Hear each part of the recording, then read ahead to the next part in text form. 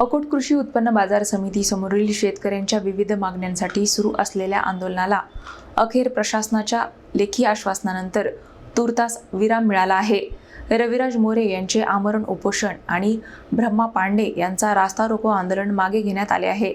अकोट कृषी उत्पन्न बाजार समिती समोरील शेतकऱ्यांच्या विविध मागण्यांसाठी सुरू असलेल्या आंदोलनाला प्रशासनाच्या लेखी आश्वासनानंतर तूर्तास ब्रेक लागला आहे। शेतकऱ्यांच्या कथित पैशांचा प्रश्न, बाजार समितीच्या कारभारातील कथित गैरव्यवहार आणि विविध प्रलंबित मागण्यांसाठी रविराज मोरे यांनी 14 ऑगस्ट पासून आमरण उपोषण सुरू केले होते। तर ब्रह्मा पांडे यांच्या नेतृत्वाखाली रास्ता रोको आंदोलनाचा इशारा देण्यात आला होता।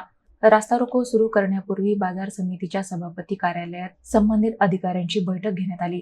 यावेळी आंदोलनकर्त्यांच्या प्रमुख मागण्यांवर चर्चा झाली।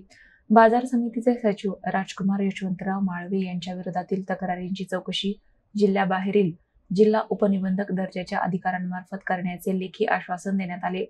संबंधित तक्रार विभागीय सहनिबंधक सहकारी संस्था अमरावती यांच्याकडे पाठविण्यात येणार आहे। तसेच अविनाश मोहनराव जायले यांच्या तक्रारीवर सचिवांकडून लेखी खुलासा घेण्यात येणार आहे। या आश्वासनानंतर दोन्ही आंदोलने मागे घेण्यात आली। या आश्वासनांची अंमलबजावणी कधी होते याकडे शेतकऱ्यांचे लक्ष लागले आहे।